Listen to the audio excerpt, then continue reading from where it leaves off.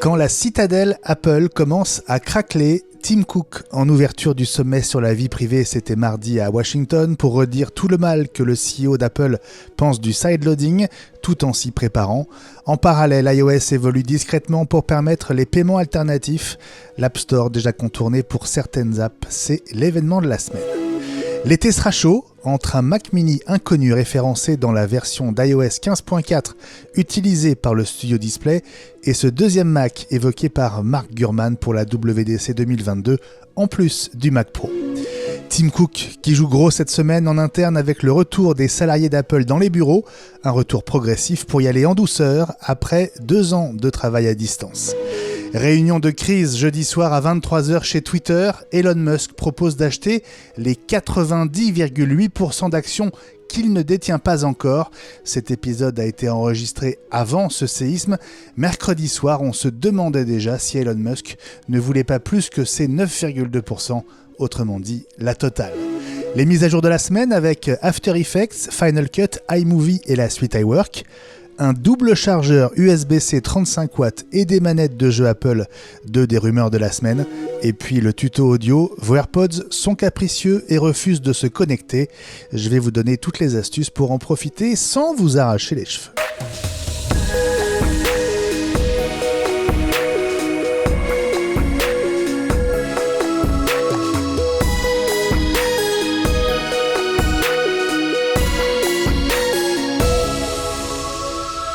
Bienvenue dans ce 86e épisode d'iWeek, la semaine Apple, le podcast, 33e rendez-vous de la saison 2. Bonjour à chacune et à chacun d'entre vous. Je suis Benjamin Vincent et c'est un vrai bonheur de vous retrouver en ce jeudi 14 avril 2022. Vous retrouvez-vous et retrouvez aussi mes complices du jour, à savoir Elie Abitbol et Fabrice Neumann. Bonjour les amis. Bonjour. Bonjour à tous, salut Benjamin, salut Elie. Vous êtes beau, vous êtes souriant, quel plaisir de vous retrouver. Bon, je dis ça pour ceux qui nous voient, sur la chaîne YouTube d'iWeek évidemment, puisque vous le savez, ce podcast est aussi disponible en vidéo à partir du vendredi. Alors c'est un mois d'avril inhabituellement chaud pour Apple. Entre le retour des salariés au bureau, l'annonce de ses résultats trimestriels, ce sera dans 15 jours, le 28 avril, l'intervention de Tim Cook, c'était mardi à Washington, intervention contre le sideloading, et l'App Store qui se craquelle au point qu'iOS se prépare au paiement alternatif. On va en parler dans quelques instants puisque c'est l'événement de la semaine. Comment tu sens ce printemps, Elie ? Eh bien, en 2 temps. En avril, Tim Cook ne lâchera pas un fil. Et en mai, il fera ce qui lui plaît. D'accord. Pas mal. Bon, on peut s'arrêter là, je crois. Ouais, c'est ça, c'est bon. Mieux, clap de fin. Allez, c'est fini. Bon, moi j'appelle ça un printemps potentiellement agité, avant un été chargé en perspective, puisque Mark Gurman, notre confrère et ami de Bloomberg, évoque un deuxième Mac qui serait annoncé à la WWDC début juin, et ce serait celui qu'on n'attend pas, à savoir, Fabrice, le nouveau MacBook Air, et qui dit MacBook Air, dit M2. Oui. Normalement, ça veut dire M2. Alors, c'est vraiment difficile de se faire une idée. On sait qu'on attend le Mac Pro. Il a même été annoncé par Apple, donc il n'y a pas de surprise. Annoncer un M2 en même temps que potentiellement une autre machine basée sur un M1 survitaminé, c'est bizarre. Et puis en même temps, le fait d'avoir, il faut annoncer à ce moment-là pour éventuellement être prêt pour la rentrée des classes, puisque le MacBook Air est un MacBook pour étudiants, donc ça fait sens aussi. Voilà, on verra bien du coup. Bon, on va en reparler, d'autant qu'Elie, pendant que tu parlais, Fabrice faisait non de l'index, et donc on saura tout à l'heure ce qui vaut ce refus, cette opposition même à ce que tu étais en train de dire. Non, mais oui. Exactement.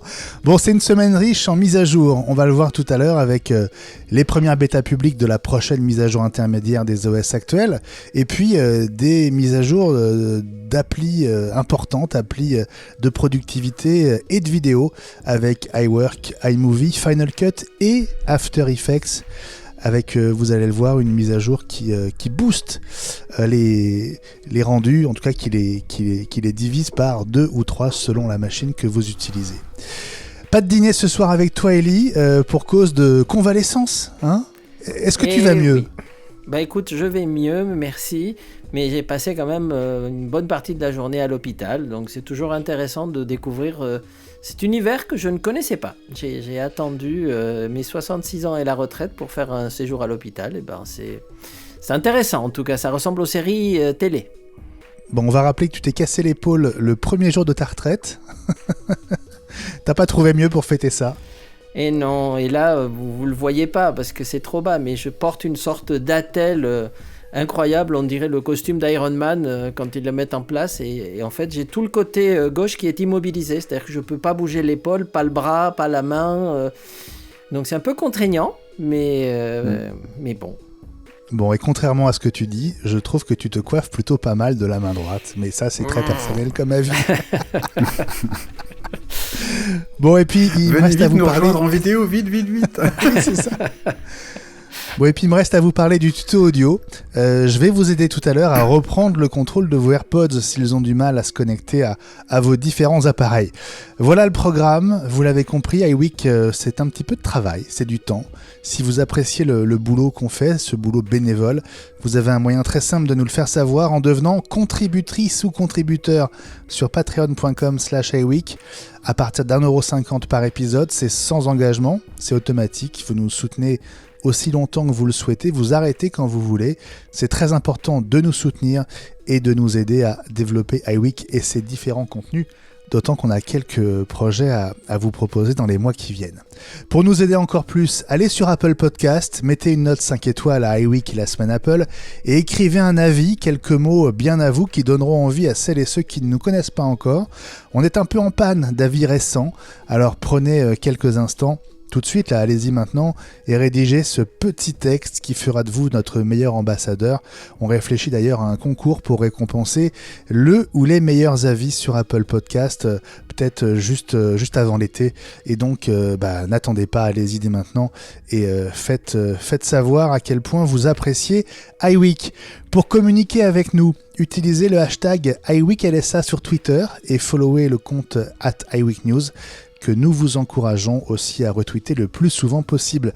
Et puis, essayez i5, le podcast compagnon d'iWeek, un podcast court, quotidien, 5 minutes avec les 5 news essentielles des dernières 24 heures, dans vos oreilles, 5 jours par semaine, du lundi au vendredi, pour moins de 5€ par mois. C'est quasiment donné, 4,99€ sur Spotify et Apple Podcast. Exclusivement. Allez, dans un instant, on va parler de ces Mac qui pourraient arriver avant l'été, notamment à la WWDC. Mais dans un instant, ce printemps un petit peu difficile pour Apple, où la citadelle est en train de se craqueler. À tout de suite. C'est un printemps pas comme les autres pour Apple. Mardi, Tim Cook était à Washington. Il s'exprimait en ouverture du sommet global sur le respect de la vie privée. Une keynote en préambule de celle qu'on attend le plus, on va dire, celle de la WWDC le 6 juin. Fabrice, tu as regardé cette intervention de Tim Cook. Tu disais, juste avant qu'on commence, qu'il y avait plein de choses à en dire. Qu'est-ce qui t'a marqué et quel est le message nouveau, ou pas, que Tim Cook a voulu faire passer ?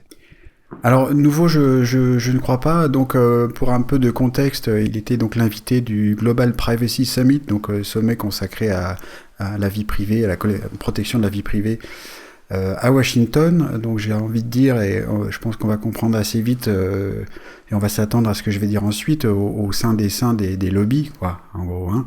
Donc, c'était des professionnels de la vie privée qui en parlaient, et Tim Cook a évoqué ça en parlant d'abord de tous les efforts que Apple fait pour protéger la vie privée de ses utilisateurs, que personne ne conteste. Hein. C'est évident qu'ils font tout un tas d'efforts, en se plantant de temps en temps, mais qui ne se plantent pas. Et donc il a insisté sur le fait que la technologie était formidable, mais que l'innovation ne pouvait vivre que grâce à la protection de la vie privée, qui nous donnait le droit et la possibilité, en tant qu'utilisateur sachant protégé, d'être curieux en sachant qu'on n'est pas scruté, d'aller explorer des idées nouvelles, éventuellement des idées qui pourraient déranger, mais si on le fait dans le cadre de chez soi et de la protection de sa vie privée, on peut se le permettre, et à ce moment-là, on peut être innovant. Et une fois qu'il a eu dit tout ça, il a donc parlé des réglementations qui semblaient vouloir être mises en place par les législateurs. Alors il s'adresse aux législateurs américains. Il n'a pas évoqué, par exemple, en tout cas pas directement, les réglementations européennes, et notamment le DMA, dont on a déjà parlé ici, qui va être mis en place peut-être en 2023. Il y a encore tout un tas d'étapes à passer. Mais il a exprimé son angoisse presque de voir ces réglementations mises en place qui pourraient aider à contourner toutes les protections qu'Apple a créées pour protéger la vie privée de ses utilisateurs. Il a parlé de ses utilisateurs ou de nos utilisateurs en parlant au nom d'Apple plusieurs fois, donc ce sont leurs utilisateurs et ils ne veulent pas les partager avec qui que ce soit. Et mais c'est là où je trouve qu'il y a une petite... Tu le sais. Tu as lu les 42 pages du contrat iTunes quand tu l'as signé la première fois. Mais oui, voilà, ce contrat où on fait un contrat avec le diable, donc, et qu'on a vendu notre âme au diable, bien entendu. Bon, là, je blague, naturellement, je ne le compare pas au diable, soyons clairs. Mais voilà, donc je vais me permettre de lire quelques extraits d'une traduction faite rapidement de ce qu'il a dit. Je trouve que c'est vraiment intéressant. Donc il dit « Nous sommes très inquiets des nouvelles réglementations sur la vie privée. Des élus sont favorables à l'adoption de lois qui permettraient d'installer des applications en sideloading », j'ai pas trouvé de terme de traduction, qui passent donc outre les protections d'Apple. Donc sideloading, c'est-à-dire installé en dehors de l'App Store. On parle donc là des App Store sur iPhone et iPad. On parle pas du Mac, et c'est bien là que le bât blesse, je trouve. Il a continué donc... en disant ce qui veut dire que des sociétés avides de données, de nos données personnelles, pourraient s'affranchir des règles de protection de la vie privée mises en place par Apple et donc de nouveau suivre les utilisateurs à la trace. Cela pourrait aussi leur donner un moyen de contourner toutes nos protections et les mettre en contact direct avec nos utilisateurs.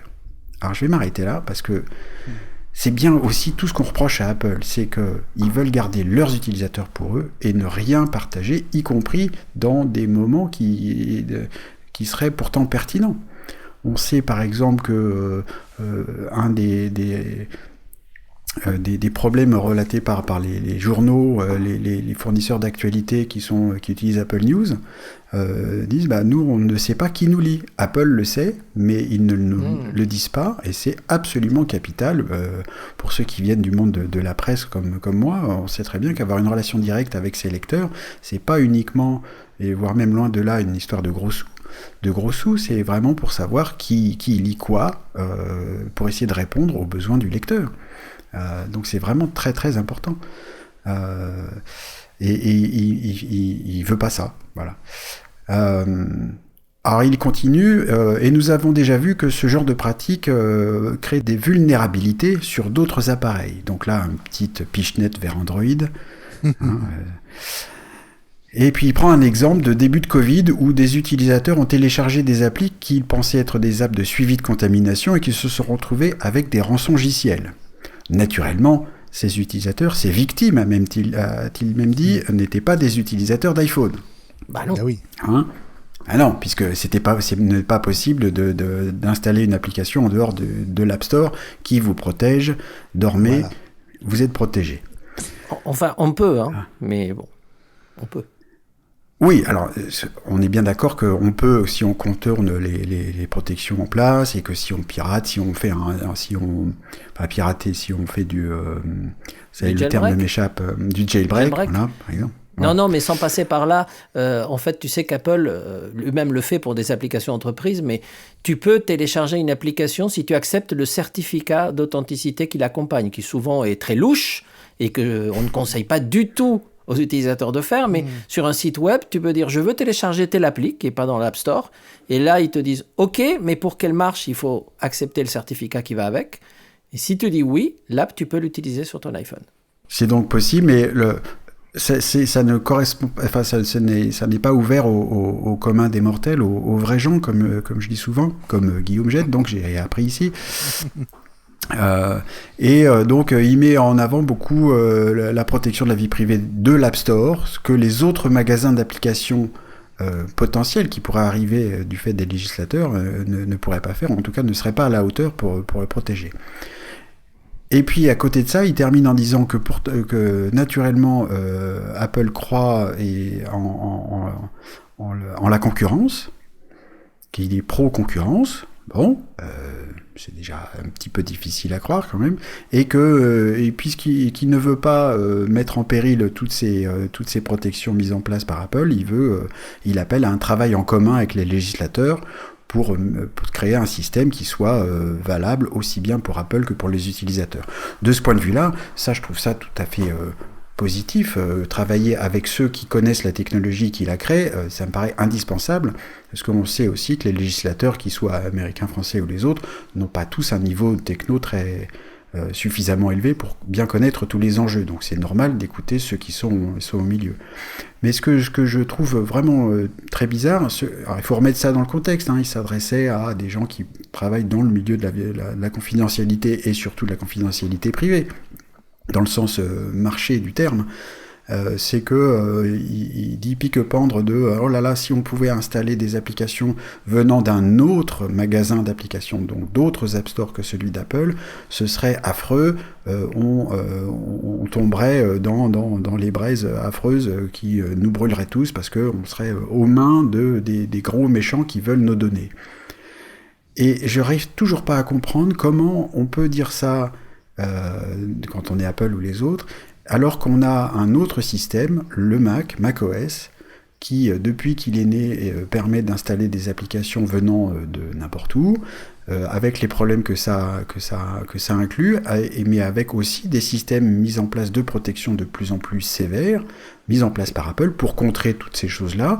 Et je n'arrive pas à comprendre pourquoi il ne se serait pas possible de mettre en place les mêmes protections sur iPhone ou iPad, telles qu'elles existent sur le Mac, à part que ils veulent conserver leur monopole sur l'App Store, et je trouve ça dommage. Et en plus, juste pour terminer, Apple se fait le chantre depuis qu'ils existent d'être le protecteur, donc le défenseur des utilisateurs, et aussi tout en leur proposant quelque chose de simple à utiliser.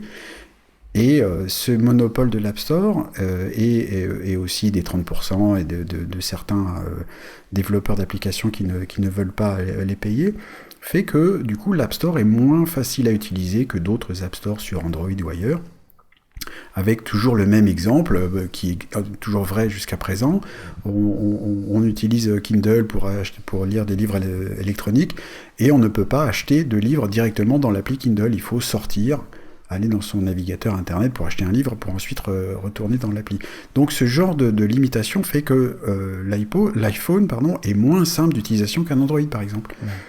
Donc voilà, donc je trouve que c'est un petit peu toute cette démarche, toute cette réflexion est teintée de monopole capitalistique qui me paraît déplacé. Voilà. Ellie, comment est-ce que tu comprends la stratégie de Tim Cook qui finalement est allé à Washington il y a 2 jours pour dire ce qu'il a déjà dit X fois ailleurs avant? Quel intérêt? Parce que il fait figure. Je suis dans les paraboles aujourd'hui. C'est un apostolat, et 1000 fois sur l'ouvrage tu remettras. Donc il répète parce que c'est ça le lobbying. À tous les comités qui sont prêts à l'entendre, il faut qu'il explique son discours. Il faut qu'il explique les raisons que nous on connaît par cœur parce qu'on est là-dedans. Mais si ça se trouve dans ce groupe qu'il est allé voir, il y avait 1 ou 2 personnes qui n'étaient pas complètement au courant des implications. Après, ce qu'a dit Fabrice est juste en partie. Moi, je ne suis pas totalement d'accord, mais moi, je suis très côté Apple, parce qu'il faut voir que avant qu'Apple fasse son App Store, il n'y en avait pas. Avant qu'Apple fasse un système où, quand même, 70% des revenus vont aux développeurs, puisqu'Apple garde 30% pour un travail de marketing, pour un travail de mise à disposition sur des serveurs dans le monde entier, avec des temps de téléchargement, avec tout ça. Et au début, ça fait un moment qu'Apple ne le dit plus, mais rappelez-vous que dans pas mal de keynotes, la première chose que faisait Tim Cook, c'est donner le montant en milliards de dollars qu'Apple avait versé aux développeurs, qui, eux, à mon avis, en tout cas pas tous, ne se plaignent pas de recevoir des chèques d'Apple pour des logiciels qu'ils n'auraient jamais réussi à vendre tout seuls dans leur coin, sans l'aide d'Apple. Et les autres se sont empressés de copier Apple, et voire même à une époque où on critique ces 30% tellement, je sais que vous en avez parlé dans High Five, y a des gens comme Meta qui arrivent dans le métaverse et qui eux veulent prendre 50%, pas 30 mais 50, et personne ne dit rien. 47,5 pour être précis. Ah, bon, parlons de la précision. N'exagérons rien. Bon. Et les gens ont l'air de trouver ça très bien parce que c'est nouveau, et peut-être que plus tard, ils auront ce reproche. Donc, mais ceci dit... Tim, ce qu'il défend, je pense, c'est la sécurité des données des clients. Alors, évidemment, derrière tout ça, il y a 30% qui se met dans la poche. C'est quand même un capitaliste, hein, c'est clair. Et Apple a des actionnaires aujourd'hui qui sont très gourmands.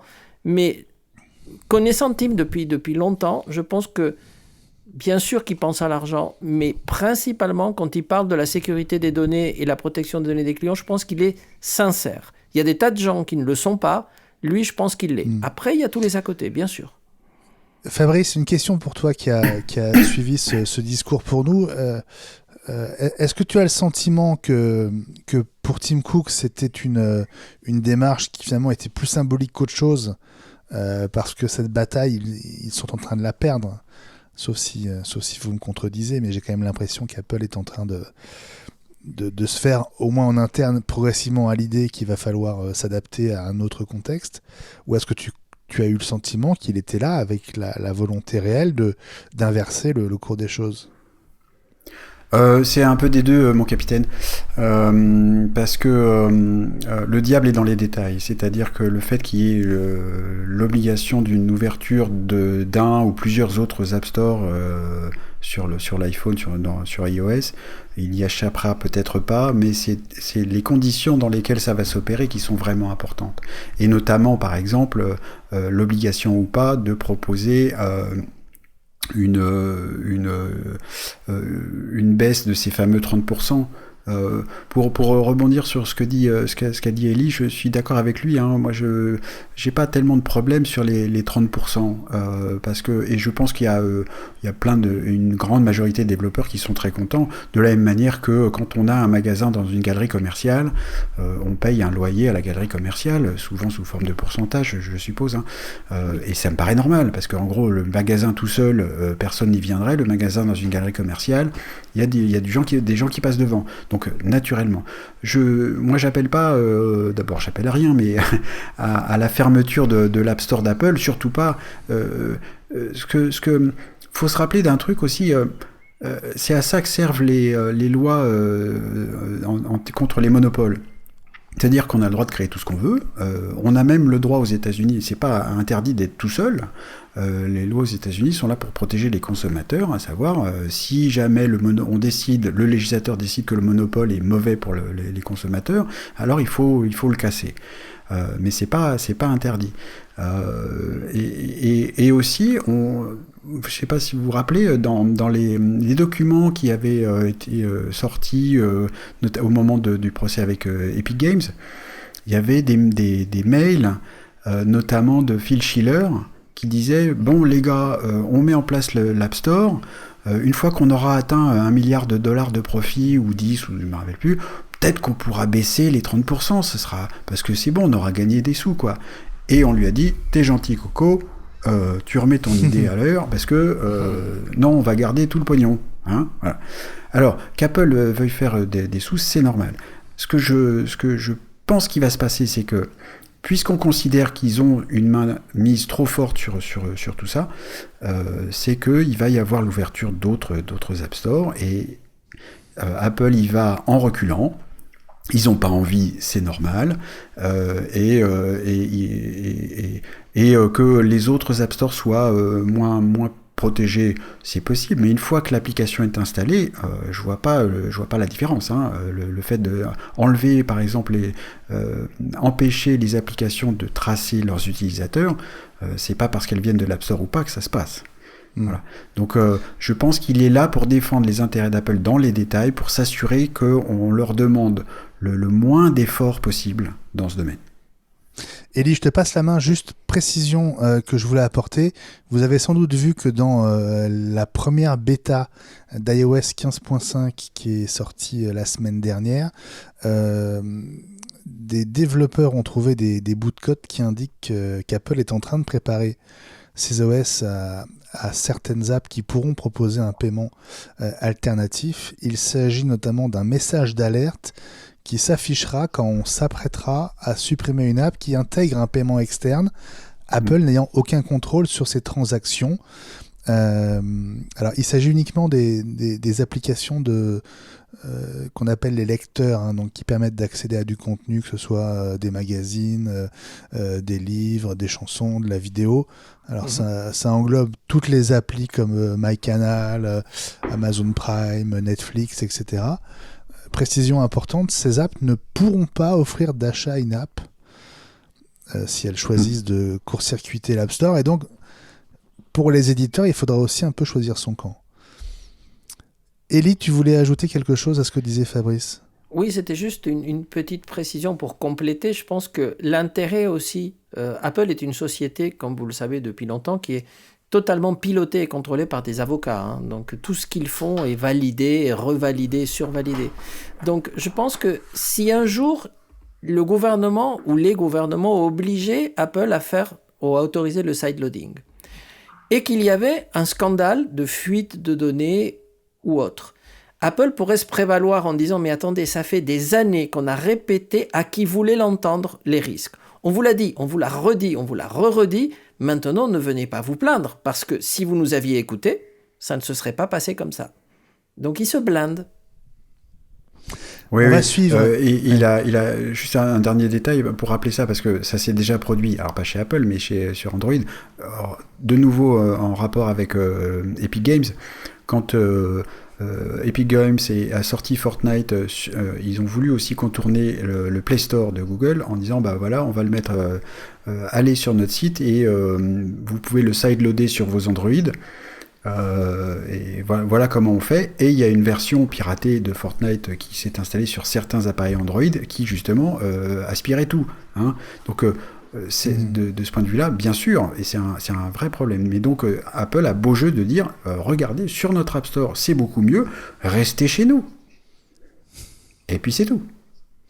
Bon, on va suivre dans les prochaines semaines ces dossiers, évidemment, qui pourraient amener de profonds changements chez Apple dans son business et la manière dont fonctionnent aussi nos appareils et l'acquisition des apps. On se retrouve dans un instant avec cette question. Combien de Mac Apple va-t-elle annoncer avant l'été ? 0, 1, 2, 3. Faites vos jeux. À tout de suite. Si je vous pose directement la question comme ça, mes amis, combien de Mac Apple va-t-elle annoncer avant, on va dire, le break de juillet-août ? Vous me diriez combien, Fabrice ? Au moins un. Escroc. Oui, monsieur. Ah, il se mouille pas. Élie. Ouais, je vais dire plus de 1. Ah, plus de 1, c'est au moins 2. Ah bah, au moins 2. Ah. Bon.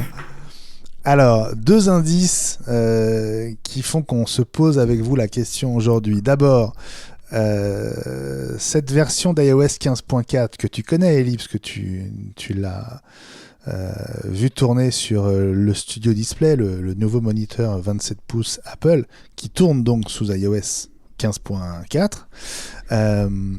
Un développeur qui l'a disséqué a découvert une référence à un Mac Mini inconnu à ce jour. Ce Mac Mini, dans le code, s'appelle Mac Mini 10,1. il faut rappeler que le Mac Mini M1 qui est sorti fin 2020, dans le code s'appelle Mac Mini 9,1. Il s'agit donc très probablement de son successeur. Et ce développeur qui s'appelle Steve Troughton-Smith penche plutôt pour un Mac Mini M2. Et c'est là où je suis pas d'accord avec lui. Plutôt que M1 Pro. Alors, on ne sait pas trop pourquoi. Pourquoi alors, d'abord, pourquoi tu n'es pas d'accord avec lui, Eli? Pourquoi est-ce que tu privilégierais une autre hypothèse? Parce que ce Mac Mini pourrait sortir effectivement à la WWDC. Ça serait un des produits qui pourrait sortir, sans forcément compromettre toute la logique autour du M2. Parce que ce Mac Mini, on en a déjà parlé à plusieurs reprises, et on avait envisagé qu'il y ait un Mac Mini avec un M1 Pro, voire un M1 Max, mais disons Pro, parce qu'il faut quand même laisser de la place au studio. Et ça expliquerait d'ailleurs pourquoi ils n'ont pas fait un studio avec un modèle Pro qui serait une sorte de studio d'entrée de gamme.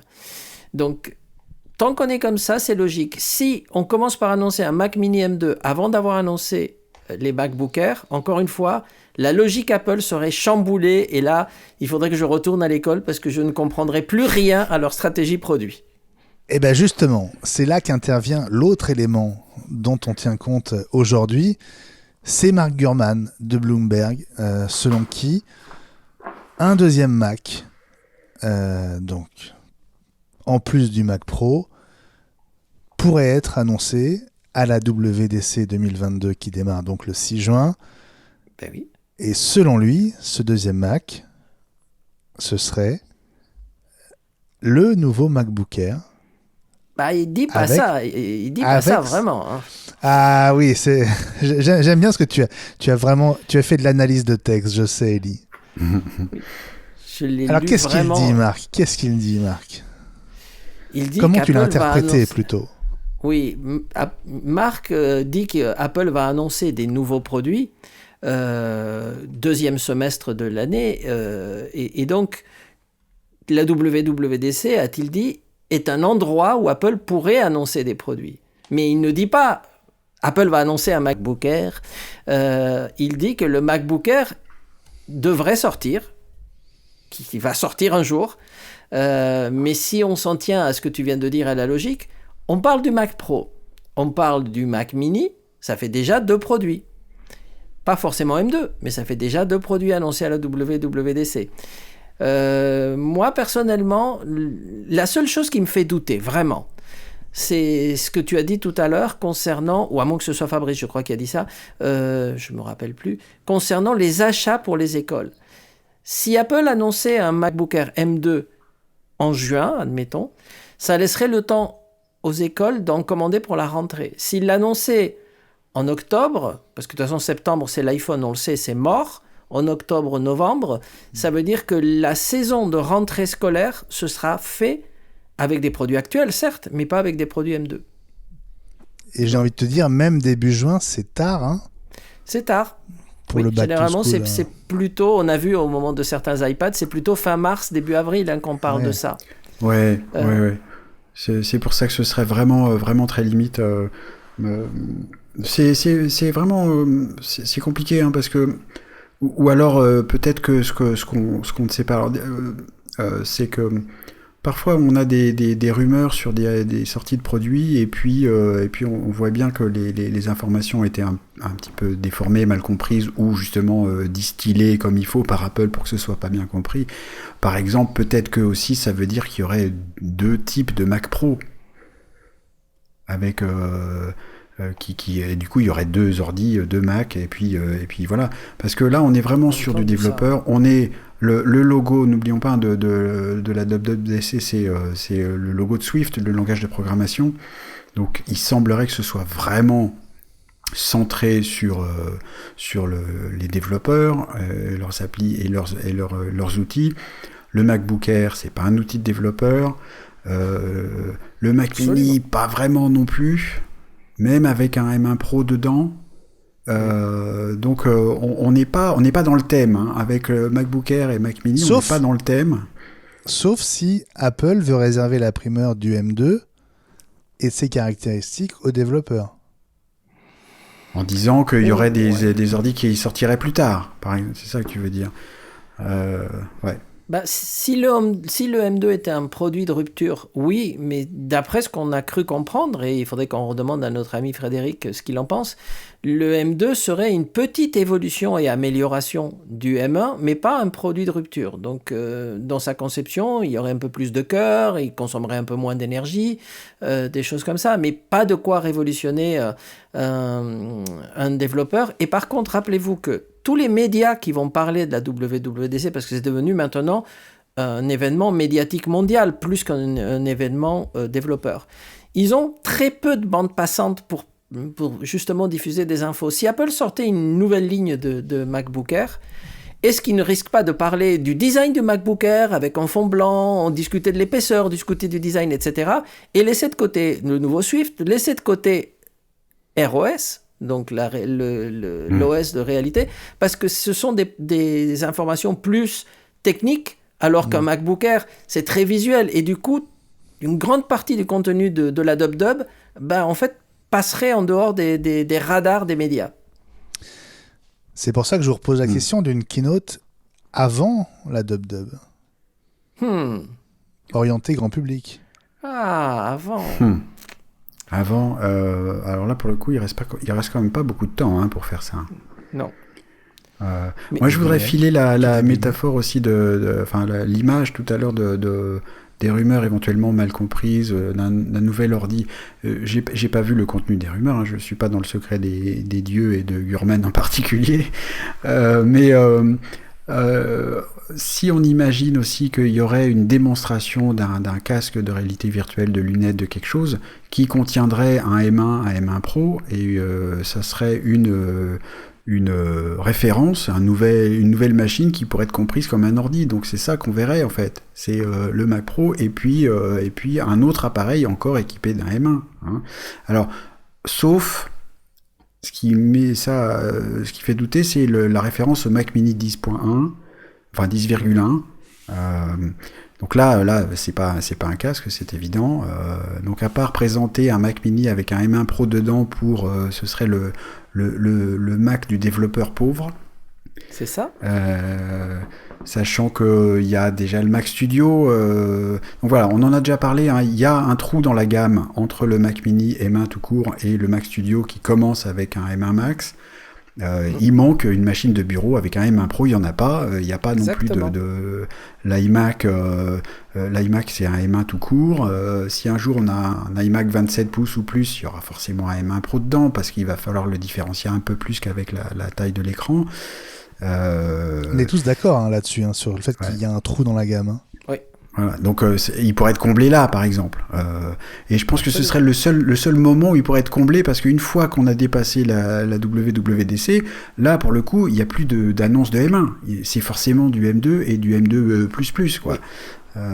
Donc ce serait forcément ça, quand même. Mais tu as raison, un Mac Mini comme outil pour développeurs, certains développeurs n'ont pas des fortunes, surtout les développeurs individuels, pas les grosses sociétés.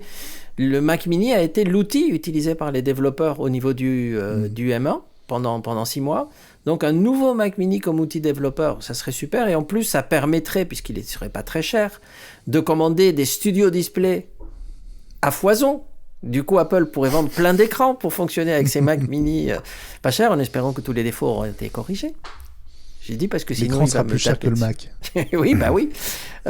Donc ça serait une bonne opportunité. De notre côté, effectivement, si on voulait être vraiment mauvaise langue, on pourrait dire Apple pourrait sortir effectivement un Mac Mini M2 en disant tenez, voilà, ça c'est pour que vous entraîniez en M2 en attendant la sortie des autres produits. Mais honnêtement, j'y arrive pas. Non, j'y crois pas du tout. Ouais. J'y crois pas. Ouais.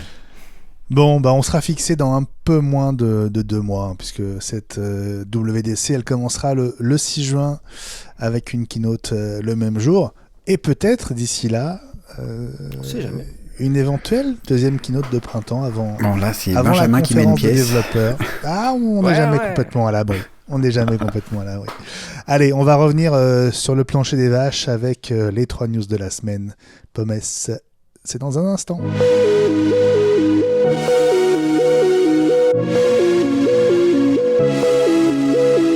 Qu'est-ce que c'est que ce Beans de YouTube avec le Picture in Picture ? Fabrice, je vois que tu souris. C'est quand même, ils nous ont fait n'importe quoi, les amis de chez Google, là, avec cette fonction, alors qui a longtemps été réservée aux membres premium, qui était en phase de test pour tous les utilisateurs depuis le mois d'août. On a eu droit à un premier tweet dont on vous a fait part dans i5 il y a quelques jours, disant que le Picture-in-Picture arrivait enfin sur tous les iPhones et appareils Android aussi, hein. Y compris donc pour les non-abonnés. Et puis YouTube a fait machine arrière en supprimant son tweet et en précisant qu'en fait le Picture-in-Picture ne concerne que YouTube TV. Ellie, qu'est-ce que tu as compris de ce pataquès ? Alors, rien, parce que justement, pour compliquer tout ça, il y a eu aussi un tweet qui a été envoyé mais à quelques utilisateurs qui l'ont relayé, ou Twitter, sur Twitter, ou YouTube répondant à des critiques en disant mais pourquoi est-ce que vous avez arrêté alors que c'était en bêta, etc. Quelqu'un de YouTube, alors je ne sais pas s'il était autorisé à le dire ou pas, mais aurait dit sur Twitter non, rassurez-vous, on a arrêté l'expérimentation parce que maintenant c'est stable, attendez-vous à ce que ça sorte dans les jours qui viennent pour tout le monde. C'est sur cette base-là qu'on a fait notre info dans i5 d'ailleurs. Absolument. C'était donc, le support YouTube qui a répondu ça. Oui, et donc si maintenant ils disent oui, ça va sortir pour tout le monde, mais uniquement si vous êtes sur YouTube TV, alors là, là c'est pas pour tout le monde du coup, hein, voilà. Donc là on comprend plus rien. Bon, Fabrice, pourtant cette fonction, il n'y a pas de raison objective de pas l'injecter sur toutes les apps YouTube existantes. Alors, de raison de technique, il n'y en a pas, puisque c'est une fonction intégrée à l'OS, et on va en parler dans une minute, parce que justement, on peut l'utiliser, en fait. De raison financière pour inciter les utilisateurs à prendre un abonnement, en disant, bah, regardez, vous avez une option supplémentaire.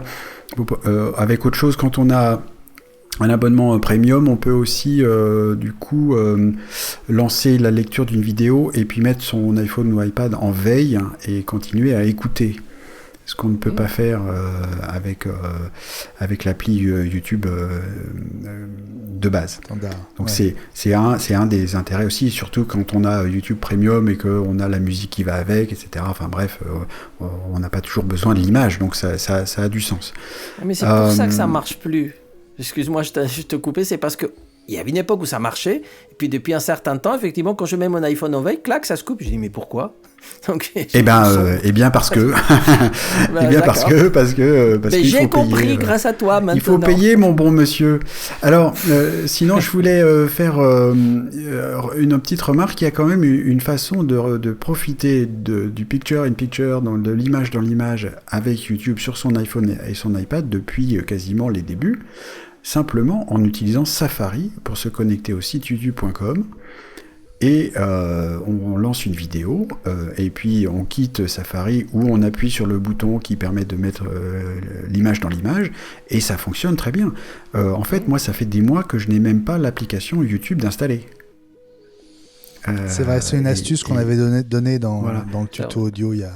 Et il y a eu un moment où ça marchait plus parce que YouTube avait contrecarré ça en essayant de bloquer la chose. Ça avait été bloqué 3 jours et puis finalement, soit ça a été redébloqué par Apple, soit finalement YouTube s'est rendu compte que c'était idiot.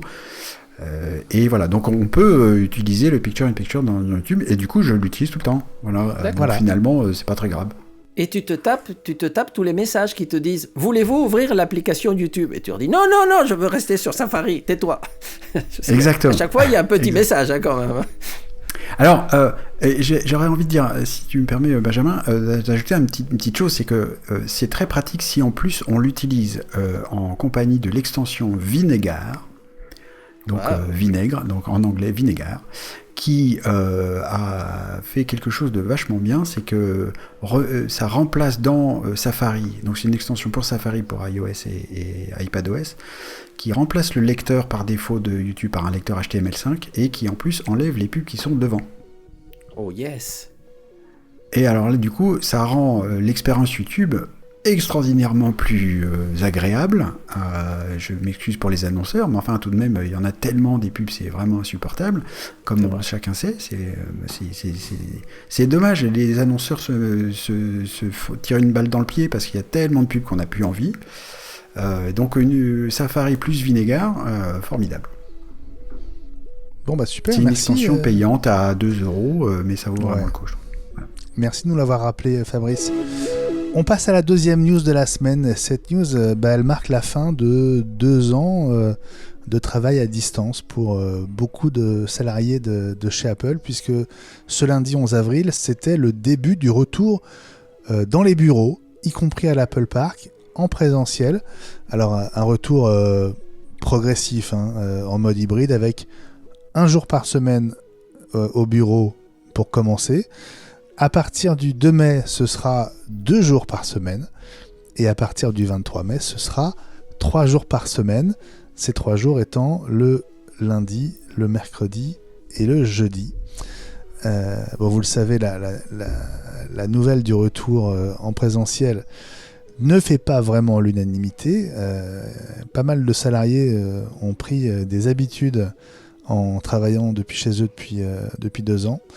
Alors ils ont essayé de se regrouper pour faire pression sur la direction, mais Apple, a priori, ne cède pas et explique qu'il est important de pouvoir travailler en étant physiquement ensemble au même endroit. Et ça, Ellie, c'est quelque chose que tu comprends ? Oui. Je pense que c'est pas possible de travailler tout le temps quand on est dans une société comme Apple et qu'on travaille par exemple sur des produits. Tout faire en distanciel, c'est vraiment pas possible. Et même, sinon les entreprises n'existeraient plus. Il y aurait plus besoin d'avoir des entreprises. Tout le monde serait chez soi. Il n'y a pas qu'Apple. On pourrait tous travailler à distance et en pantoufles à la maison, mais au niveau de la productivité, au niveau de la communication, c'est pas génial. On finirait par être dans un métaverse, chacun chez soi donc. Non, pas encore.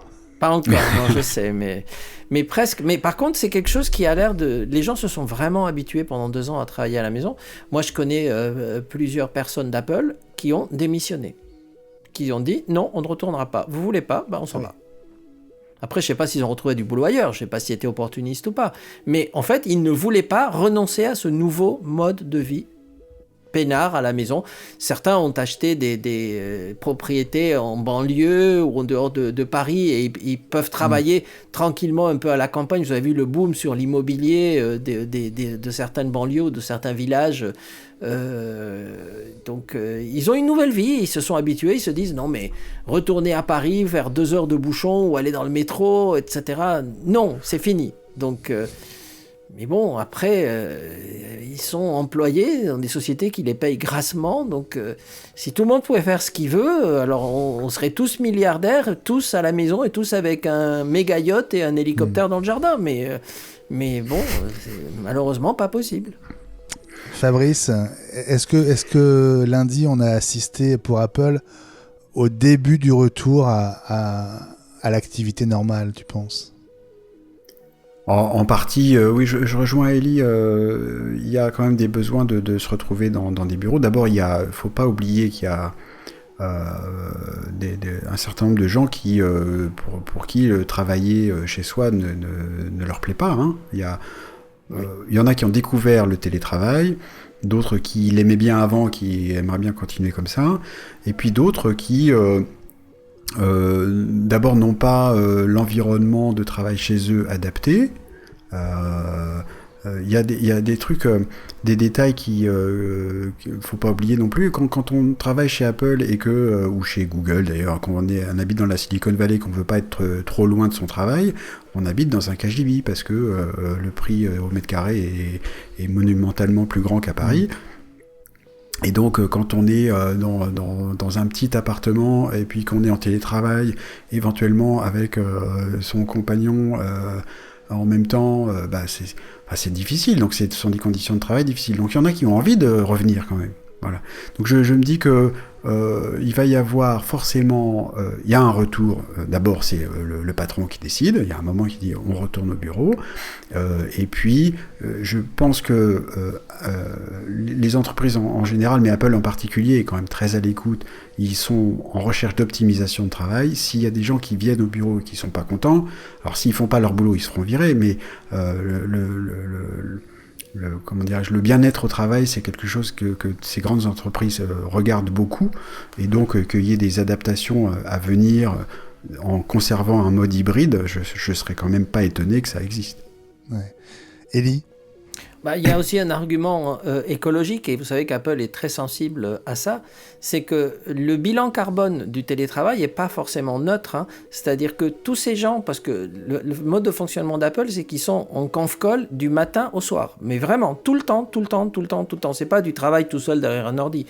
Il y a des réunions, donc il y a du Teams, etc. Donc il y a de la bande passante, surtout quand on travaille sur des projets, c'est des vidéos haute résolution, c'est des conférences à X personnes, et tout ça, ça a un impact justement sur la consommation des data serveurs, des données qui circulent, etc., qui n'est pas neutre du tout, hein. Donc un jour on saura quel a été le bilan carbone justement des différents confinements, mais il y a eu plusieurs reportages là-dessus en disant que justement que c'était pas neutre. Bon, on va souhaiter bon courage en tout cas aux salariés d'Apple, y compris en France, qui reprennent le chemin des bureaux. On passe à la troisième news de la semaine. Alors, c'était lundi matin, il était 5h13.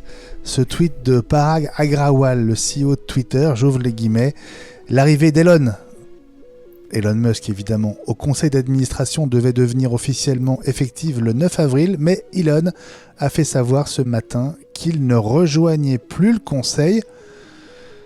Alors, on vous fait un petit rappel quand même de ce qui s'est passé. Elon Musk annonce qu'il prend 9,2% de Twitter en déboursant un peu plus de 3 milliards. C'était la semaine dernière. Tu nous dis dans la foulée, Élie, qu'il renonce à son droit de vote lié aux actions. Oui.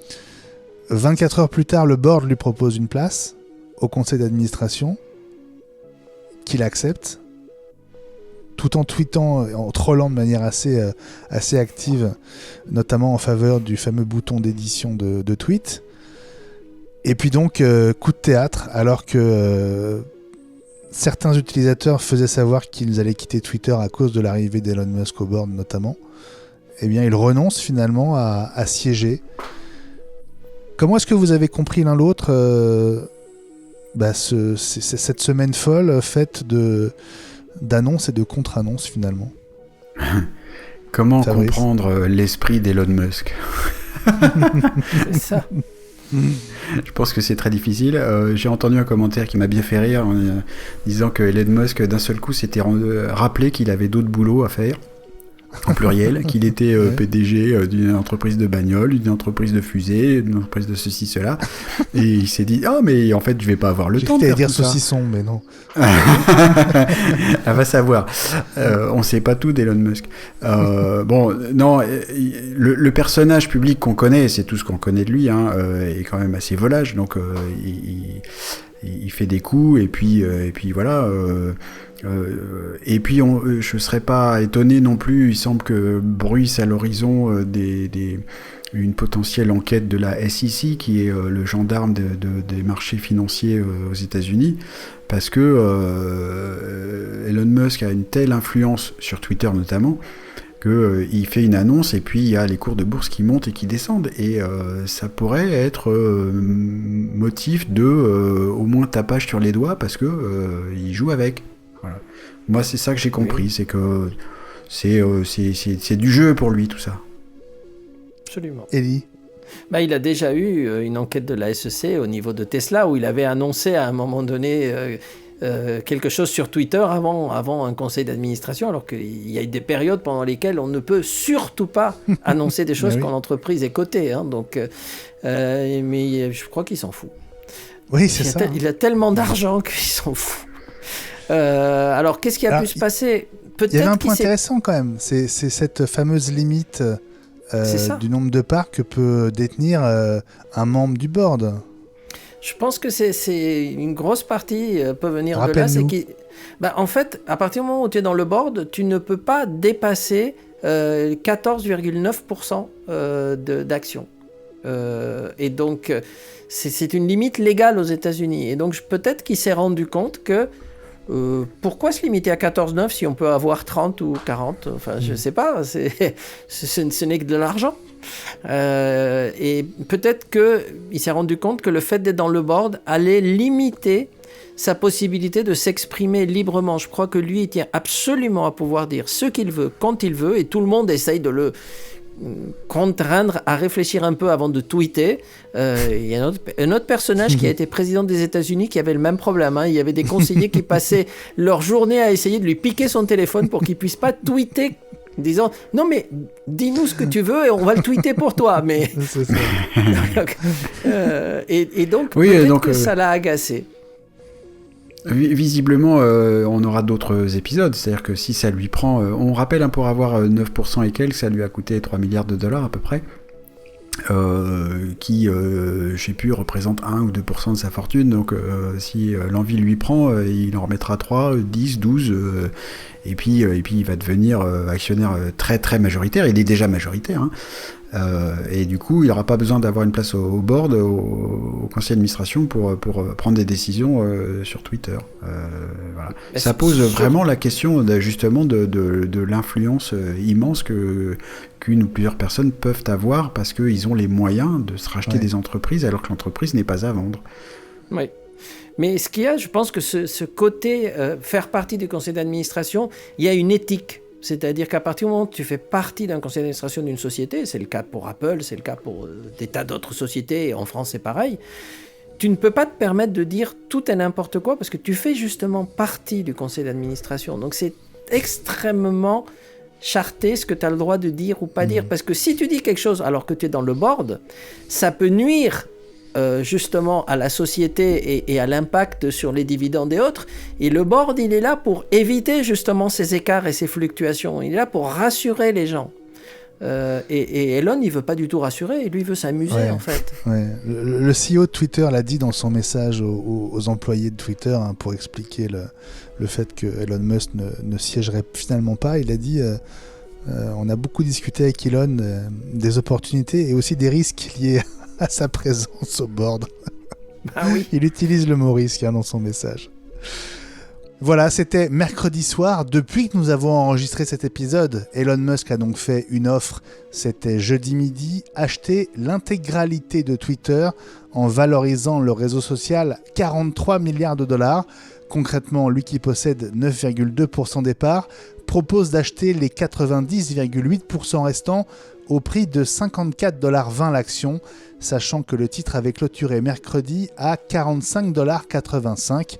Twitter qui devait tenir une réunion de crise jeudi soir à partir de 23h heure française. Allez, après cette parenthèse raccro, 2 dernières minutes comme on dit, on passe aux mises à jour de la semaine. Et la mise à jour la plus spectaculaire cette semaine, c'est sans doute la nouvelle version d'After Effects. Elle a été annoncée hier matin, mercredi. Alors, ne la cherchez pas, elle ne sera disponible que dans quelques jours, mais c'est imminent. C'est la première à supporter les Mac à processeur Apple après plusieurs mois de bêta. Adobe annonce des temps de rendu divisés par 2 sur les Mac M1. Alors, ça dépend évidemment du Mac, du processeur, de sa configuration, etc. Mais jusqu'à 2, donc ça veut dire 2 fois plus rapide. Et si vous avez un Mac Studio avec un M1 Ultra, eh bien, les temps de rendu sont divisés par 3, donc des rendus 3 fois plus rapides. Adobe annonce d'autres nouveautés comme notamment un étalonnage automatique grâce à l'intelligence artificielle. Ça peut être très prometteur. On a hâte de tester cette nouvelle version d'After Effects d'Adobe. Du nouveau aussi, Fabrice, cette fois du côté d'Apple et d'iMovie. Quoi de neuf ? Effectivement, et c'est assez proche de ce que tu as évoqué pour After Effects sur l'intelligence artificielle, parce que alors, ça touche, je crois, essentiellement l'iPhone et l'iPad.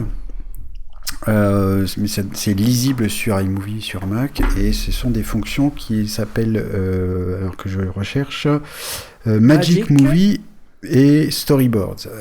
Et Magic Movie, en gros, c'est une sorte de pendant dans iMovie de ce que l'application photo sait faire toute seule pour créer des souvenirs.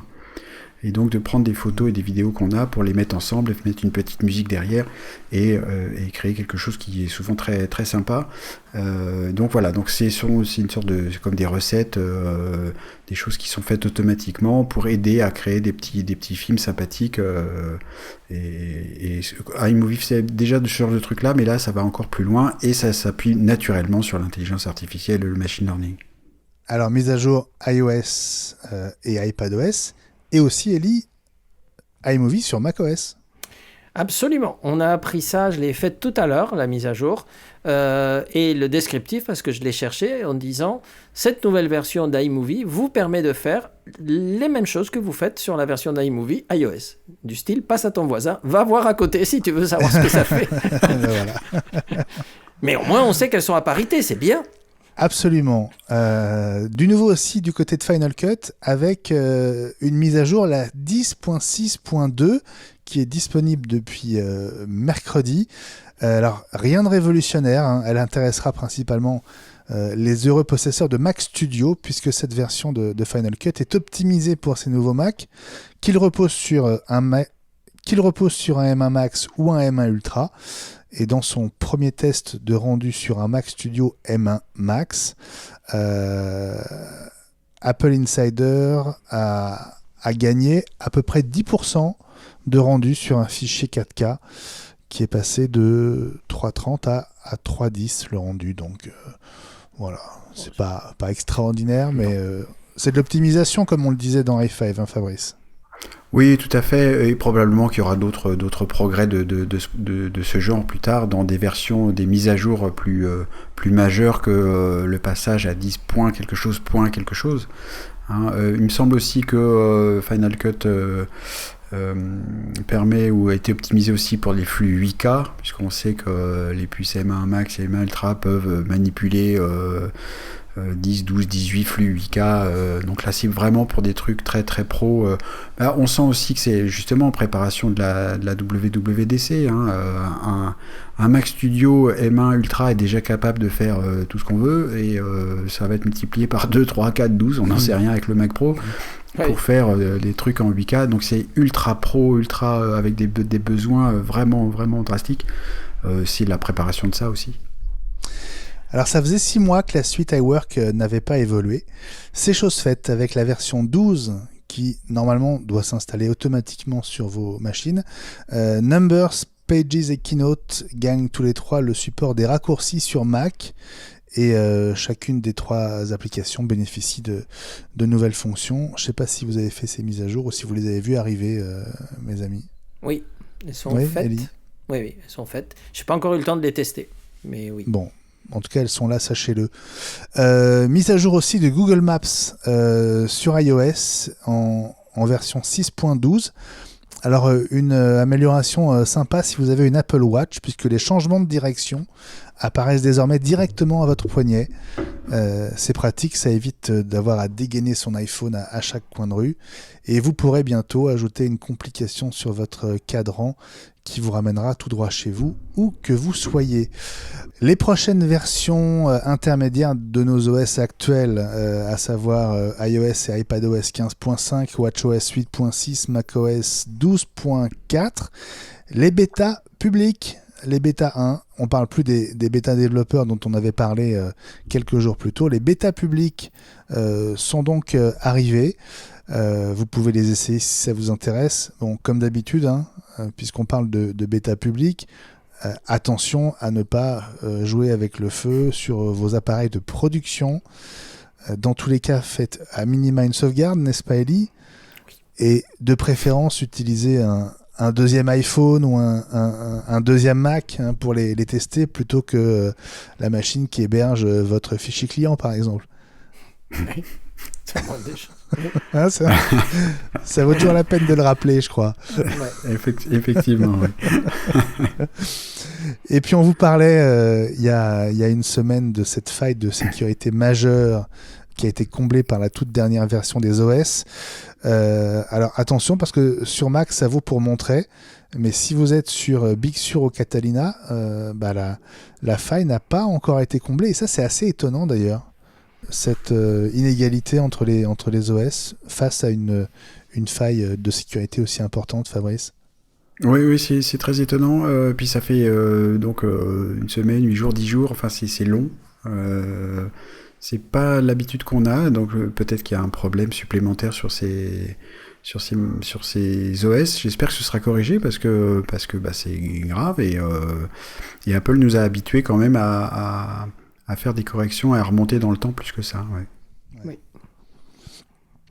Et puis, si vous aimez tester un peu en avance les nouveautés de Safari, sachez que la technologie Preview 143 est disponible via les préférences système.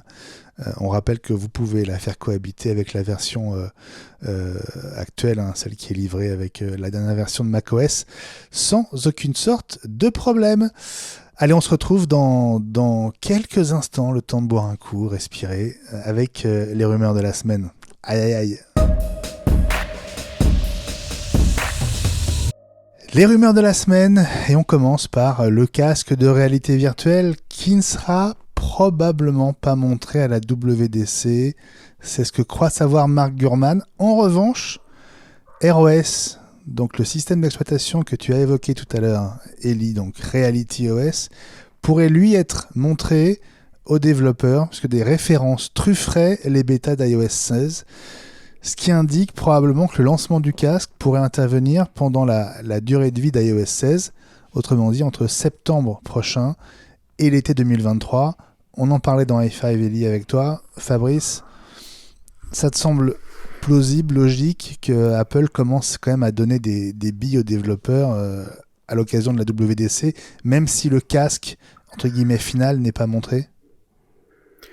Oui, alors, de toute façon, ils l'ont même déjà commencé, les outils de création, etc. Enfin, toutes les briques sont en place quand même, les formats de fichiers, tout est prêt, donc que peut-être effectivement le matériel soit pas tout à fait prêt, bon, ce sera pas montré, mais donc il faut s'attendre à une mise à jour.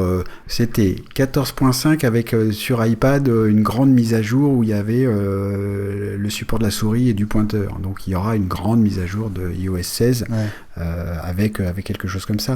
Et probablement quand même, s'il n'y a pas de démonstration de quelque chose lié à la réalité virtuelle ou augmentée à la WWDC, ce serait quand même très très très surprenant parce que ça bruise tellement de partout qu'il y a forcément quelque chose. Rappelez-vous ce qu'a dit Florent la semaine dernière, c'est que lui il est sûr et certain que ça va être montré. Il dit qu'il y a trop de références maintenant. Pour toi, ce casque, tu le vois présenté quand au public par Apple? Début d'année prochaine?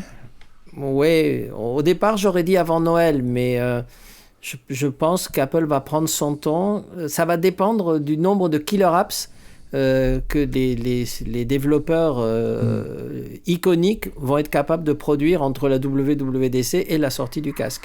Apple ne le sortira pas pour que ce soit un gadget. Ils ne veulent pas du tout le positionner comme un Oculus fait par Apple. Je ne dis pas qu'Oculus est un gadget, ils font des trucs très impressionnants, mais il y a très peu d'applications, donc ça s'adresse à un public très limité. Apple, si en plus, comme on a dit, ils essayent d'en faire un outil qui serait aussi un outil professionnel, il faut vraiment qu'ils aient des applications mais incroyables, quoi. Que ce soit en architecture, donc tu vois, des choses qui font que quand quelqu'un voit le casque Apple, ils se disent « Ah ouais !» Donc ça n'a rien à voir avec ce que fait la concurrence. Et c'est là où Apple a une carte à jouer. Pour qu'il soit un succès à Noël, il faut le sortir bien avant. Oui. Oui, mais c'est pour ça que ça va être trop juste pour Noël. Là. Non. Et ce sera même pas présenté avec l'iPhone, par exemple, etc. Non. Parce que, comme dit, je pense très justement Eli, c'est pas un accessoire, c'est quelque chose ils veulent marquer un grand coup avec ça. De toute façon, le jour où ils le présentent, il y aura rien d'autre, parce que rien d'autre n'aura de place dans les journaux. Oui. Oui, voilà. Donc, oui, tout à fait. Donc, c'est au début d'année prochaine, pas avant Noël, machin. On touche pas aux news et aux ventes des produits qui existent déjà, qui seront au catalogue. Non. Moi, je parie pour mars ou début du printemps. Il y a eu cette présentation des fois entre un produit comme l'Apple Watch ou un produit comme même le HomePod, entre le moment où il a été présenté et le moment où il a été disponible. Donc en tout cas, avant l'été 2023, ça c'est sûr.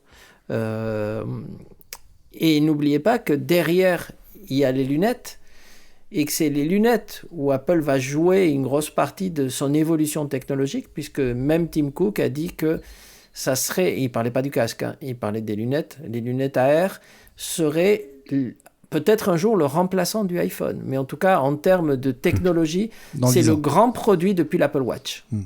C'est le grand produit. Alors, plus proche de nous, probablement, ce double chargeur 35 watts Apple à port USB-C. Un document qu'il mentionnait avait été publié par erreur par Apple sur son site la semaine dernière. Et il y a quelques heures, on a vu apparaître les premières photos, alors qui ont l'air assez réaliste, je ne sais pas ce que vous en pensez, mais on y voit ce chargeur de forme carrée, très compact a priori, avec des bords arrondis, une partie incurvée sur la tranche pour le saisir sans doute plus facilement avec le pouce et l'index, des fiches qui se branchent dans la prise qui semblent pliables et dépliables, mais ça c'est sans doute assez typique des prises américaines, et puis donc 2 ports USB-C côte à côte sur le dessous de la prise. Ce serait le premier double chargeur chez Apple, et avec ces 35 watts partageables, eh bien, il pourrait non seulement charger un iPhone 13 et une Apple Watch simultanément, mais aussi un MacBook Air M1, puisque 35 watts, c'est plus puissant que le chargeur standard du MacBook Air, Fabrice. Oui, voilà, le chargeur standard de MacBook Air, c'est 30 watts. Donc là, ce serait plus puissant à condition de ne brancher que le MacBook Air, sinon la puissance est partagée entre tous les éléments branchés. Puisque certains de nos auditeurs ont la chance d'avoir la couleur, je voulais vous montrer ça. Et il existe déjà des chargeurs de ce type-là, c'est pas très grand. J'ai acheté ça sur Amazon, c'est la marque Ugreen, alors UGR2EN, qui est une sous-marque qui voilà. Et alors c'est un chargeur qui fait 90 ou 100 watts, et pour ceux qui n'ont pas l'image, donc il y a 3 prises USB-C et une prise USB-A. Voilà. Et ça m'a coûté 50 € ou 55 €. Voilà. Je crains que le chargeur Apple, et pardon, pour terminer un petit peu la description, ça doit faire 6-7 cm de côté. Alors comme tu disais très justement, Benjamin, il n'y a pas la prise qui se plie, parce que c'est une prise française qu'il y a au bout. Je crains que le chargeur d'Apple avec ses 2 prises USB-C soit au même prix, voire coûte, je sais pas, 75 €. Et ça va pas rendre beaucoup de service, quoi. Donc c'est quand même j'allais dire un petit événement, c'est même pas un événement du tout, quoi. Mais c'est peut-être stratégique, parce que si Apple arrive à sortir un chargeur double prise et que ça marche, peut-être qu'un jour nous verrons le AirPower renaître de ses cendres, tel le phénix. Oui, t'as raison. Ça fera marrer François, qu'on embrasse, qui est dans ses cartons de déballage. Exactement. Ils reprennent ça par le petit bout de la lorgnette, il faut recommencer du début, effectivement. T'as raison. Bon, on dit un mot de la prochaine Apple Watch, ça vous dit ? Oh bah oui. Bon, alors, les rumeurs sur la prochaine Apple Watch sont pas très favorables pour cette série 8 qui est attendue en septembre prochain. On va dire que l'attention se tournerait plutôt sur le modèle de 2023, voire de 2024. Les nouveaux capteurs qu'on nous annonce depuis bien 2 ans maintenant, ils seraient plutôt pour la série 9, voire la série 10, selon le sempiternel Mark Gurman.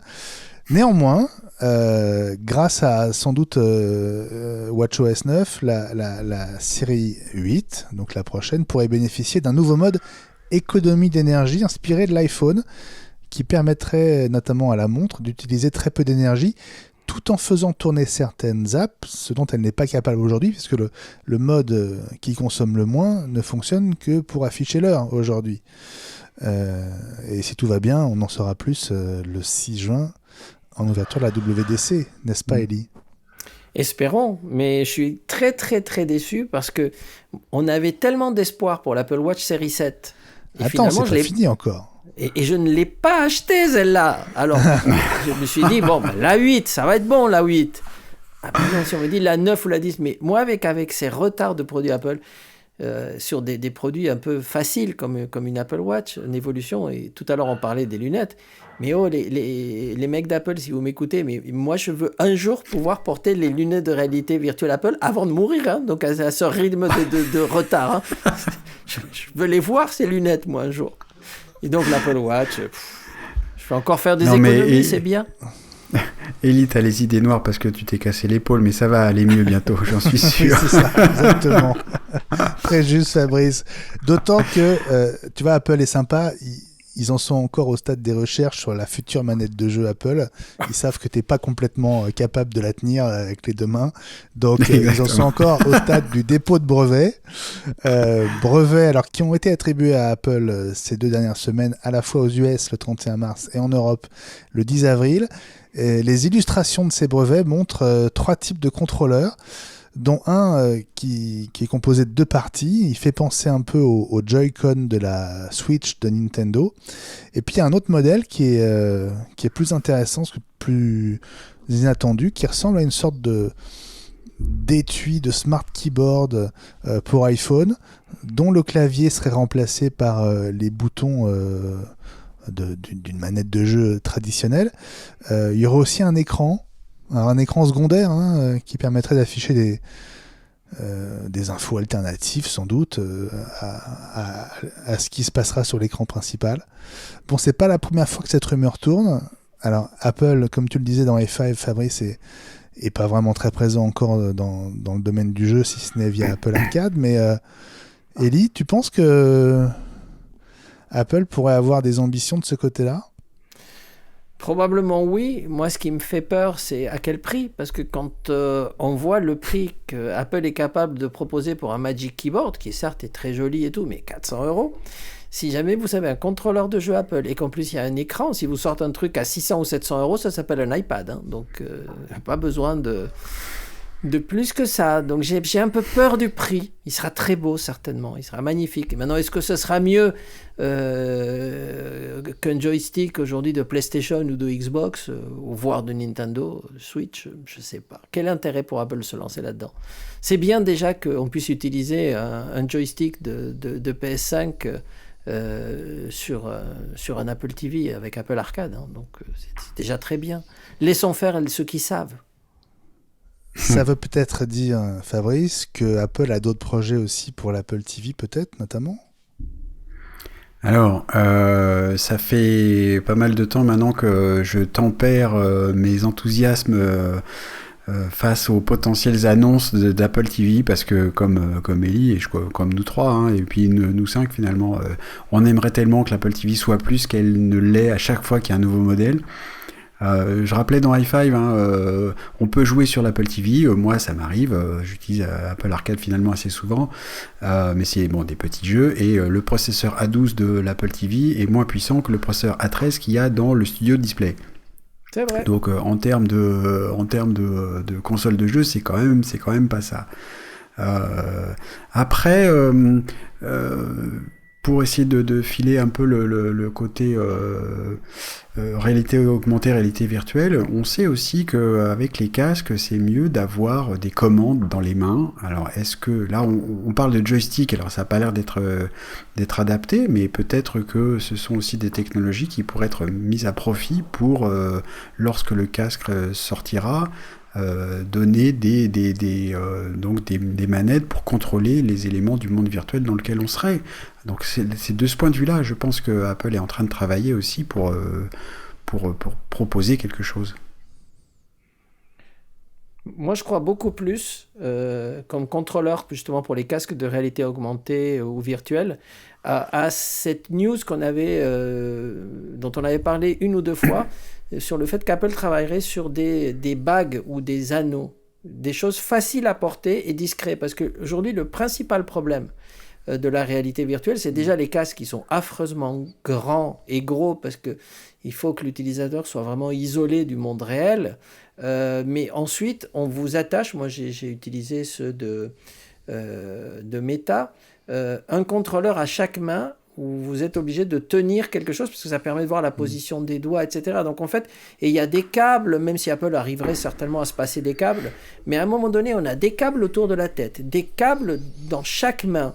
On est debout devant un truc où on a tendance, si on veut jouer à des jeux où on tire sur tout le monde, à vouloir se jeter par terre pour pouvoir tirer sur l'ennemi, etc. Avec des câbles qui s'en mêlent, etc. C'est l'horreur, quoi.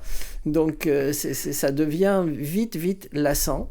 Donc si Apple arrivait effectivement à nous sortir des sortes de mini-contrôleurs avec simplement un gyroscope et que vous portez à une main qui sont très légers et qui font que quand vous tendez la main, l'iPhone qui pilote ou le processeur dans le casque sait où est votre main, sait ce que vous êtes en train de faire et réagit en conséquence, ça serait une vraie révolution.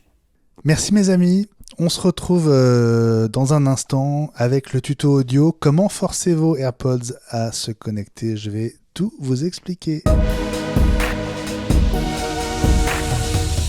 C'est l'un des arguments marketing clés des AirPods. Quand vous êtes dans l'écosystème Apple, ils se connectent tout seuls. Et c'est le cas, en tout cas au début. Parfois, c'est à s'arracher les cheveux, comme ça a été le cas pour moi hier soir. AirPods Pro dans l'oreille face à mon Apple TV 4K qui ne voulait rien entendre et qui ne voulait surtout pas se connecter avec mes écouteurs bien qu'il les voyait. Alors voici quelques conseils qui peuvent, sans garantie, vous aider à débloquer la situation et régler ce problème de connexion qui ne se fait pas. Premièrement, assurez-vous que vos AirPods sont chargés à la gueule.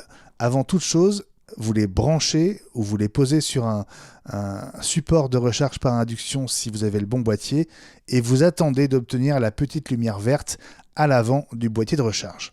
Deuxièmement, vérifiez que votre système iOS ou iPadOS est à jour et que votre iPhone ou votre iPad tourne avec la version la plus récente. Si ce n'est pas le cas, faites la mise à jour. Troisièmement, désactivez puis réactivez le Bluetooth sur votre iPhone ou sur votre iPad. Le plus simple, c'est d'aller dans le centre de contrôle et d'appuyer sur le symbole du Bluetooth qui passera sur fond blanc. Attendez quelques secondes, puis appuyez à nouveau sur le même bouton pour récupérer le logo sur fond bleu. Alors parfois, ça ne tient à pas grand-chose et ce redémarrage du Bluetooth peut parfois suffire. Quatrièmement, redémarrez votre iPhone ou votre iPad. Avec un iPhone récent, appuyez sur le bouton de volume vers le haut, puis sur le bouton de volume vers le bas, puis sur le bouton latéral. Vous n'avez plus qu'à faire glisser le bouton éteindre qui est apparu à l'écran. Cinquièmement, essayez avec un seul écouteur. Laissez l'autre dans l'étui, puis intervertissez les écouteurs. Il faut savoir qu'ils fonctionnent indépendamment l'un de l'autre, et donc si l'un est en panne et pas l'autre, c'est le moyen le plus simple de le savoir.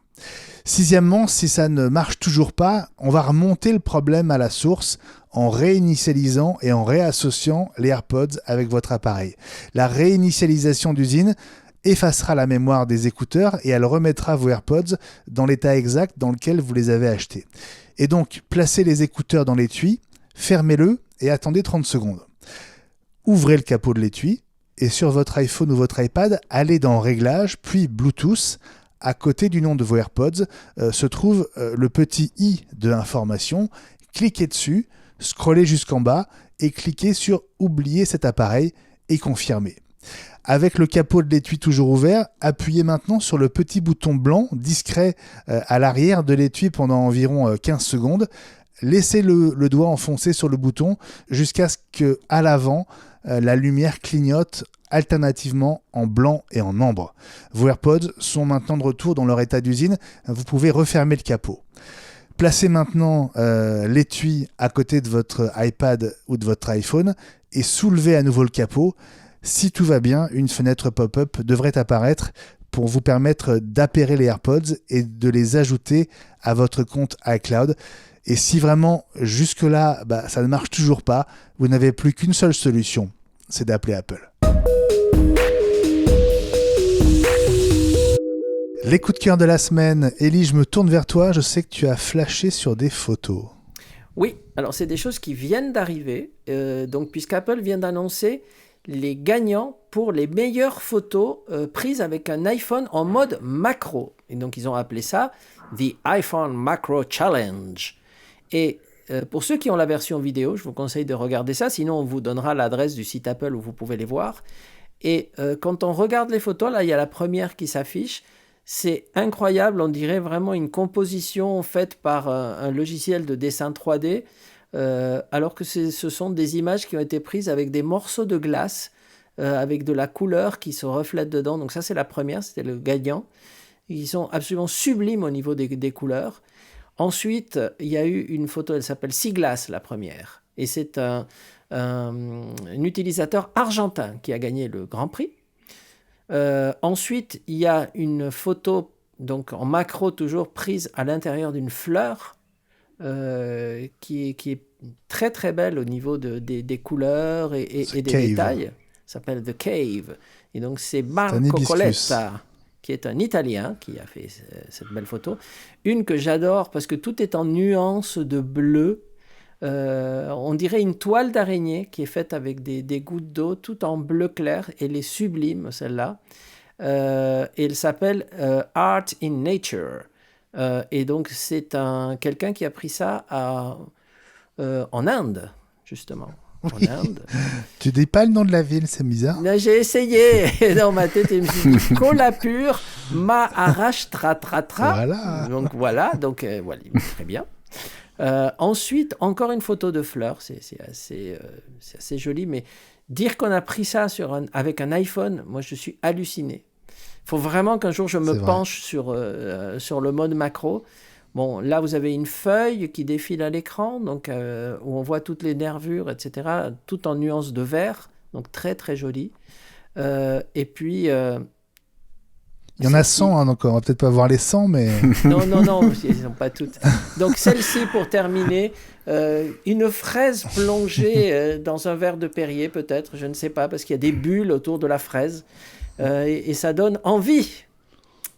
Voilà. Merci Ellie, merci pour cette belle galerie de photos faites en mode macro. Mon petit coup de cœur à moi, je sais que je le partage notamment avec Fabrice, c'est une date en fait, c'est le 10 juin, ce sera le dernier jour de la WDC, c'est peut-être pas un hasard d'ailleurs, je serais pas étonné qu'ils fassent une sorte d'avant-première à l'occasion de la Dub. Ce sera le coup d'envoi de la saison 3 de For All Mankind sur Apple TV+. C'est, je crois, ta série préférée, Fabrice, hein, si je ne me trompe pas. Ah oui, mais toutes catégories confondues, hein, c'est vraiment quelque chose qui me retourne la tête, je trouve absolument formidable. Et puis bon, alors ça me touche personnellement, parce que j'aime beaucoup la conquête de l'espace. Non, voilà, c'est pour ça que je voulais reprendre un petit peu la phrase, tu as raison.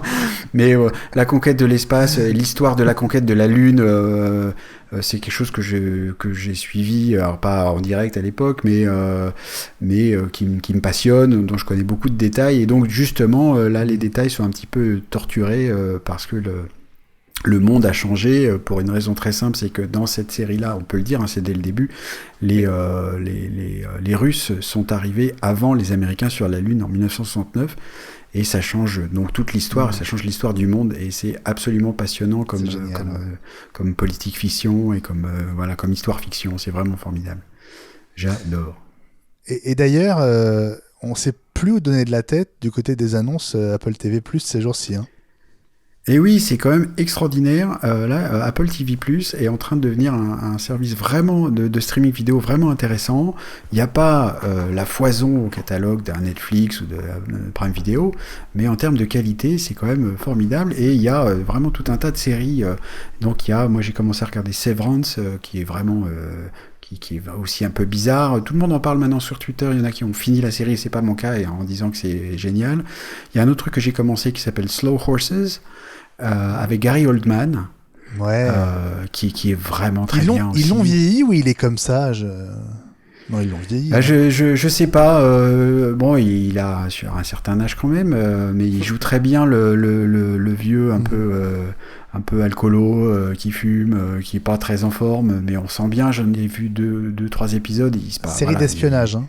Ouais, d'espionnage, donc dans une sous-section du MI5 qui semble vraisemblablement est un peu mise à l'écart, donc on met les tocards là-dedans. Mais finalement ils sont peut-être pas tous tocards, on sait pas trop, et voilà, donc c'est formidable. Alors si vous voulez regarder ça en version originale, je vous conseille quand même les sous-titres, parce qu'il y a des accents là-dedans qui sont pas piqués des verres. Et voilà. Pourtant t'es bilingue, hein, donc et voilà, exactement. Et puis il y a d'autres trucs. Il y a une anthologie. Alors c'est pas une série dans le sens où les épisodes se suivent, mais qui s'appelle Roar, qui veut dire rugir en anglais, avec notamment Nicole Kidman dans au moins un des épisodes. Et je suis très intéressé et impatient de découvrir ce que ça signifie. Je pense qu'il y a aussi, c'est ça, je pense que Apple donne les moyens d'aller de créer d'autres choses, et toujours avec des moyens de production qui sont formidables. Donc c'est voilà, il y a un catalogue qui commence à devenir vraiment intéressant, pour peu qu'on regarde pas toute la journée. Vraiment des choses vraiment intéressantes. Donc mon coup de cœur, c'est Apple TV+, quoi. Ça devient vraiment quelque chose d'intéressant. Et pour pas cher.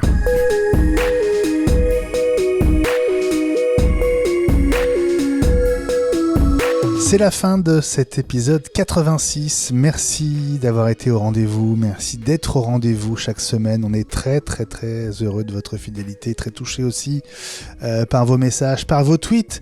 @iWeekNews pour nous suivre sur Twitter, et à iWeekLSA comme la semaine Apple, c'est le hashtag pour qu'on ne rate aucun de vos messages. Si vous voulez réagir à cet épisode, eh bien, on est à votre écoute tout au long de la semaine. Patreon.com/iWeek, ça c'est pour nous soutenir financièrement à partir d'1,50€ par épisode. Devenez l'un de nos contributeurs ou contributrices, faites un don, soutenez notre boulot. On sera très, très reconnaissant de cet effort que vous ferez et dont on a besoin pour continuer iWeek et pour mener à bien nos rêves les plus fous, comme on dit. Si vous aimez l'actu Apple, je ne peux que vous conseiller, avec Fabrice et Ellie qui participent à tour de rôle, de vous abonner, d'essayer i5. i5, une dose Apple par jour, du lundi au vendredi, 5 jours par semaine, les 5 news essentielles des dernières 24 heures, 5 grosses minutes d'infos dans vos oreilles. L'essayer, c'est l'adopter, alors ne vous en privez pas. 4,99€ par mois, donc pour plus de 20 épisodes. C'est uniquement sur Spotify et sur Apple Podcast. Les amis, merci d'avoir été là. Très sympa d'être avec vous comme chaque semaine. On envoie des bises à François Le Truedic et Gilles Dounès qui ne pouvaient pas être avec nous aujourd'hui. Ce sera un grand plaisir de vous retrouver jeudi prochain vers 20h. Pour l'épisode 87, on sera le 21 avril. Il vous restera un peu moins de 48 heures pour bien réfléchir avant le deuxième tour de la présidentielle. Passez une très bonne fin de semaine, un bon week-end, et à jeudi prochain. Salut Fabrice, salut Ellie, salut à tous, bye bye. Bonsoir. Salut à tous, salut. À la semaine prochaine.